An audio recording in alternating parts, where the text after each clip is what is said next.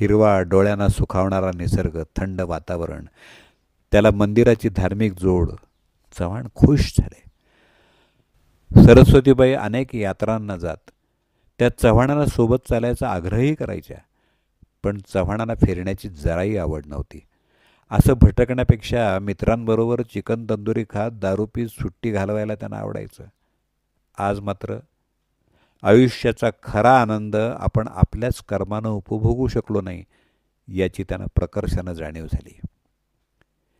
3 सप्टेंबरला चव्हाणांचा वाढदिवस. एरवी त्यांनी कधी साजरा केला नाही, पण आज मात्र त्यांना कशी कुणास ठाऊक सकाळीच त्याची आठवण झाली. चहा झाल्यावर त्यांनी एका मुलाला पैसे दिले आणि सांगितलं, हॉटेलमधून सगळ्यांसाठी मिसळ आणि जिलेबी घेऊन ये. आणि शेजारच्या कुलकर्णींनाही नेऊन दे. म्हणावं, आज माझा वाढदिवस आहे. वा वा वा वा, अभिनंदन काका, अभिनंदन. सगळ्या मुलांनी त्यांच्या पाया पडून त्यांचे आशीर्वाद घेतले. थोड्या वेळानं कुलकर्णी कुटुंबाने येऊन त्यांना शुभेच्छा दिल्या. काका, अहो अगोदर माहिती असतं तर गिफ्ट तरी आणता आलं असतं. आता या वयात आम्हाला कशाला हवं गिफ्ट? अहो, तुमचं प्रेम हेच आमचं गिफ्ट आहे, चव्हाण गहिवरून म्हणाले. बरं काका, आज माझ्या एका मित्राचाही वाढदिवस आहे. त्यानं तुम्हालाही बोलवलं आहे. तुम्ही त्याला ओळखत नाही, पण चला तेवढा चेंज नाही का? चालेल. तुम्ही सोबत असल्यावर आम्हाला कसला प्रॉब्लेम आहे?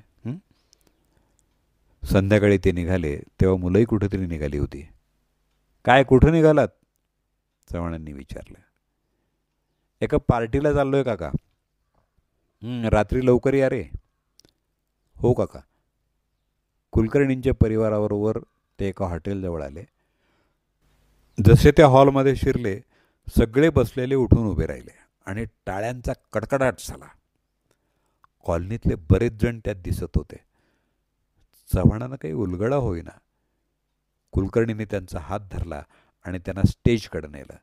स्टेजच्या मागच्या भिंतीवर बरीच सजावट केली होती आणि त्याच्यावर लिहिलं होतं, हॅपी बर्थडे डिअर चव्हाण काका. हे काय कुलकर्णी, कुणाचा वाढदिवस? चव्हाणांनी आश्चर्यचकित होऊन विचारलं. अहो तुमचाच वाढदिवस नाही आहे का? अहो पण मला काहीच कल्पना न देता. सॉरी काका, पण तुम्हाला सांगितलं असतं तर तुम्ही नाही म्हटलं असतं म्हणून. चला केक कापा आता. तेवढ्यात त्यांच्याकडे राहणारी मुलंही तिथं पोचली आणि सर्वांनी हॅपी बर्थडे टू चव्हाण काका असं म्हणायला सुरुवात केली. चव्हाणांना गहिवरून आलं. आजपर्यंत त्यांचा वाढदिवस इतका जोरदार कधीही साजरा झाला नव्हता. भरलेल्या डोळ्यांनी आणि थरथरत्या हातांनी त्यांनी केक कापला. त्याचे तुकडे त्यांनी कुलकर्णी आणि त्यांच्या परिवाराला भरवले. मुलं पुढं झाली. त्यांनी चव्हाण काकांना केक खाऊ घातला. शेजारी उभ्या असलेल्या कुलकर्णींना चव्हाणांनी घट्ट मिठी मारली आणि अश्रूंना वाट मोकळी करून दिली. कुलकर्णीने माईक हातात घेतला आणि बोलायला सुरुवात केली. मित्रहो, आज सकाळी चव्हाण काकांचा वाढदिवस आहे हे त्यांच्याकडूनच कळलं. काकांची मुलं दूर परदेशात राहतात. अशावेळी काकांचा वाढदिवस आपण नाही साजरा करायचा तर कुणी करायचा? थोडी घाई झाली, त्यामुळं जसं जमलं तसं गोड मानून घ्या. काकांना आपण त्यांच्या पुढच्या निरोगी आयुष्यासाठी शुभेच्छा देऊया. काकांकडे राहणाऱ्या मुलांनी मला खूप मदत केली, त्यांचा मी खूप आभारी आहे. आता चव्हाण बोलायला उभे राहिले, पण भावना विवश झाल्यामुळं त्यांना बोलता येईना. मला काय बोलावं तेच कळत नाही. इतकं मला गहिवरून येत आहे. अहो, माझ्या मुलांनी, नातेवाईकांनी कधी माझा वाढदिवस साजरा केला नाही.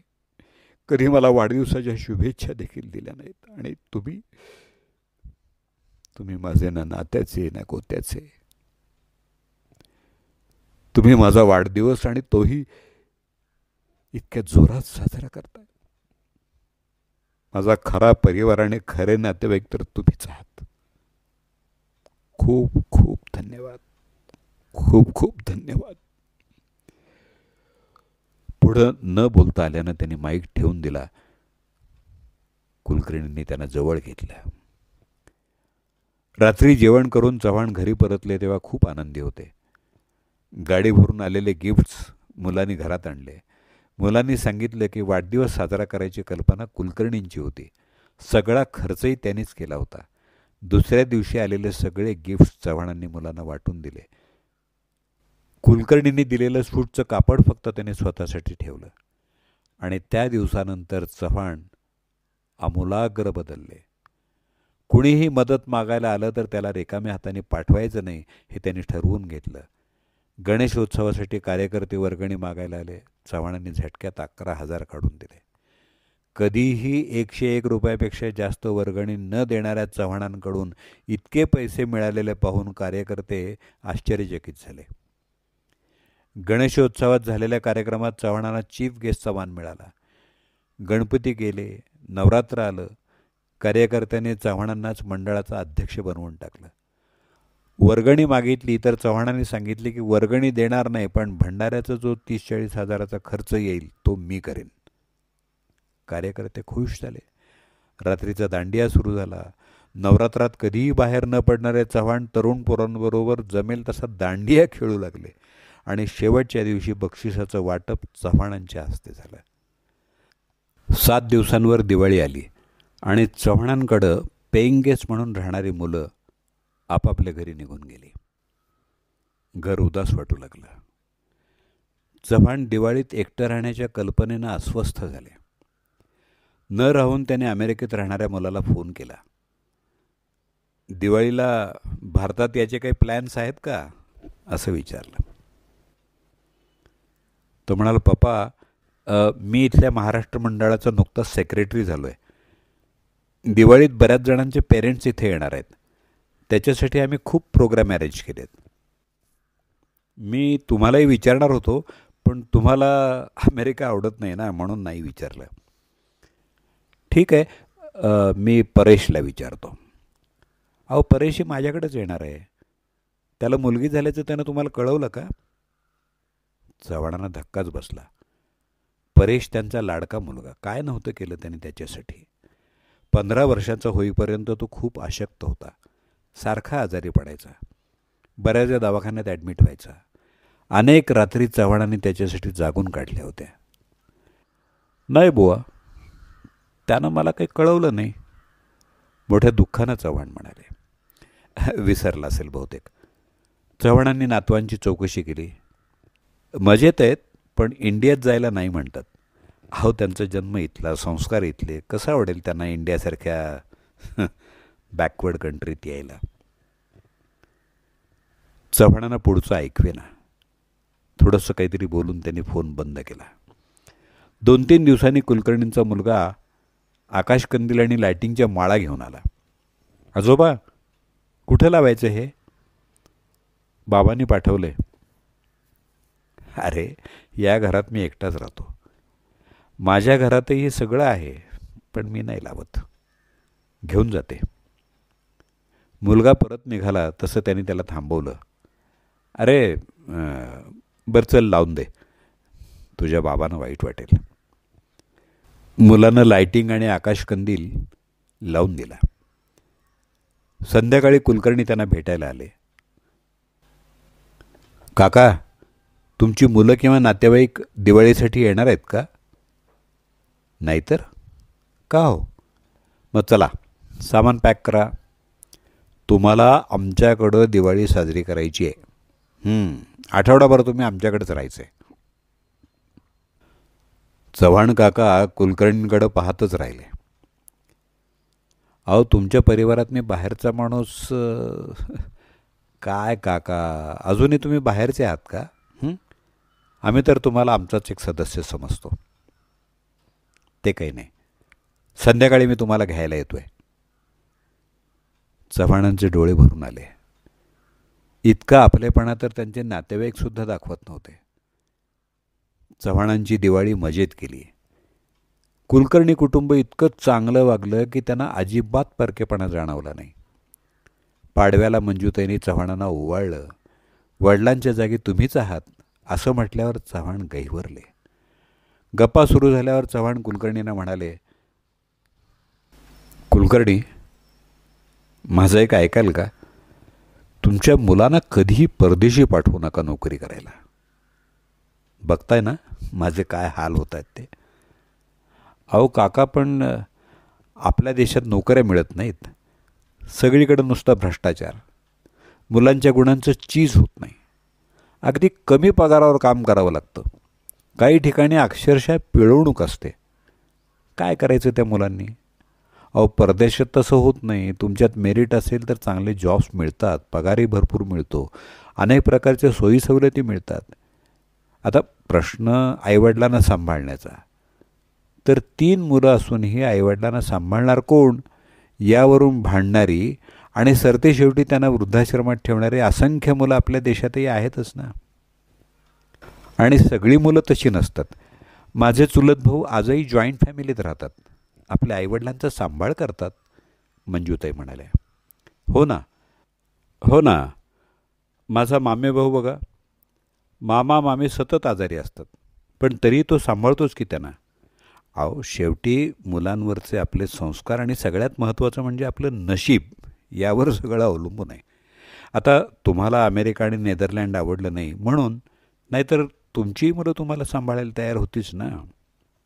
कुलकर्णींनी विचारलं. चव्हाण चूप बसले. कुठेतरी मनात त्यांना ते पटत होतं, पण मुलांबद्दलची मनातली आढी काही कमी झाली नाही. दिवाळी संपली. कॉलनीतल्या रहिवाशांमध्ये मिसळू लागल्यामुळं आता चव्हाणांना रोज फराळाची बोलावणी येऊ लागली. चव्हाण ही आडेवेडे न घेता जाऊ लागले. डिसेंबरमध्ये त्यांच्या साडूच्या मुलाचं मुंबईत लग्न होतं. चव्हाणांना 7 दिवस अगोदरपासूनच निमंत्रण होतं. पहिल्यांदाच कुठलाही बहाणा न सांगता ते मुंबईला गेले आणि बऱ्याच दिवसांनी अशी संधी मिळाल्यामुळं रोज अगदी मसालेदार नॉनव्हेज आणि सोबतीला दारू याच्यावर चव्हाणांनी अगदी आडावा हात मारला. तृप्त होऊन ते घरी परतले, ते हायपर ॲसिडिटी घेऊनच. 7-8 दिवसांनी रात्री 1 वाजता परत त्यांच्या छातीत दुखायला लागलं. आपल्याला अटॅक येतोय हे मागच्या अनुभवावरून त्यांना कळून आलं. शेजारच्या खोलीतल्या मुलांना त्याने हाक मारली. मुलं धावत आली. एकानं कुलकर्णींना फोन लावला. चव्हाणांची अवस्था पाहून कुलकर्णींनी ताबडतोब त्यांना गाडीत बसवलं आणि ते त्यांना घेऊन हॉस्पिटलला गेले. तोपर्यंत चव्हाण बेशुद्ध झाले होते. डॉक्टरांनी प्रयत्नांची पराकाष्ठा केली. सकाळी चव्हाण शुद्धीवर आले. त्यांची अँजिओग्राफी करण्यात आली. सकाळी 11 वाजता डॉक्टरांनी कुलकर्णींना बोलावून घेतलं.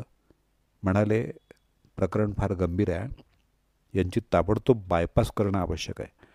पुणे किंवा मुंबई यापैकी तुम्हाला जिथं सोयीस्कर होईल तिथे घेऊन जा. अर्थात तेही धोक्याचंच आहे, पण काही इलाज नाही. मला फक्त 1 दिवस द्या डॉक्टर, पैशांची जुळवाजुळव करावी लागेल मला, कुलकर्णी म्हणाले. खरं तर चव्हाणांकडे पैशाची कमतरता नाही आहे हे कुलकर्णींना माहीत होतं, पण या अवस्थेत त्यांना पैसे मागणं त्यांना योग्य वाटत नव्हतं. घरी येऊन त्याने बायकोशी सल्लामसलत केली. मंजूताईंनी मंगळसूत्र सोडून सगळे दागिने काढून दिले. कुलकर्णी मग कॉलनीत फिरले. आता ताबडतोब तुम्हाला जेवढी जमेल तेवढी मदत करा, तुमचे पैसे परत मिळण्याची गॅरंटी माझी, असं बोलून त्यांनी जवळजवळ सगळ्यांकडून पैसे घेऊन त्यांनी सगळ्यांना कच्च्या पावत्या दिल्या आणि संध्याकाळपर्यंत त्यांच्याकडे 10 लाख रुपये जमा झाले. पुण्याकडे निघता निघता त्यांनी चव्हाणांच्या मोबाईलवरून त्यांच्या मुलांचे फोन नंबर घेतले. फोन करून त्यांना सगळी कल्पना दिली. चव्हाणांची बायपास सर्जरी यशस्वी झाली. 15 दिवस कुलकर्णी आणि चव्हाणांच्या घरात राहणारी 2 मुलं हॉस्पिटललाच राहिली. चव्हाण मृत्यूच्या दारावर जाऊन घरी परतले. सगळा खर्च कुलकर्णी, त्यांचे मित्र आणि कॉलनीतल्या रहिवाशांनी केल्याचं त्यांना कळलं तेव्हा त्यांच्या डोळ्यातून अश्रूंच्या धारा वाहू लागल्या.